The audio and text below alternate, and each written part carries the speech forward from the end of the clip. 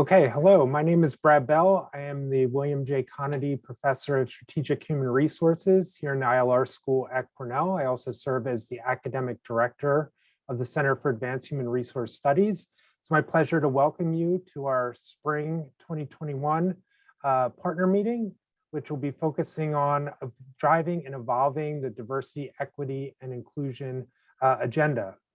While each fall we always hold a fall partner meeting, this is the first time in some time that we've actually held a spring partner meeting. However, over the last several months, we've been working on an extensive stream of research and projects focused on diversity, equity, inclusion, really designed to better understand how companies have been evolving their DE&I agendas given the events over the past year. We really felt like a spring meeting was the best opportunity to come together, reflect on what we've learned, and share out some of the insights. This work was really stimulated in part by a survey that we did at the end of last year, asking HR leaders in our CAHRS partner companies what issues were top of mind for them as they look forward to 2021. DE&I was one of the most commonly mentioned themes that showed up in that survey, which really wasn't surprising given the attention that's been focused on racial and social justice over the past year. What was interesting, however, was what these HR leaders talked about as prioritizing around DE&I.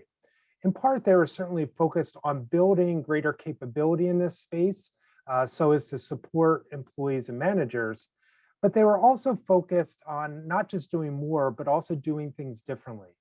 They were engaged in efforts in particular to really figure out how to adjust their efforts in the DE&I arena to have a bigger impact.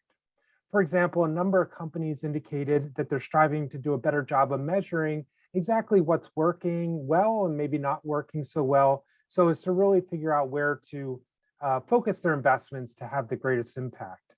They also reported plans to move beyond just improving representation to really trying to create kind of a true sense of inclusion and belonging in their organizations.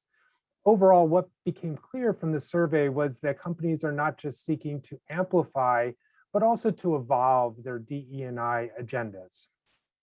So to better understand exactly how they're doing this, CAHRS launched an intensive research project led by two of our research assistants, and also conducted a series of 4 working groups that focused on a range of topics, from how companies are facilitating constructive DE&I conversations in the workplace, to how they're trying to build inclusive DE&I cultures, as well as how they're measuring and using analytics to assess the impact of their different initiatives.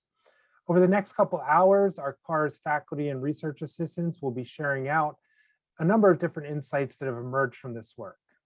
In addition, we're really excited to be able to shine the spotlight on 2 of our CAHRS partner companies and highlight some of the innovative work that they're doing in this area.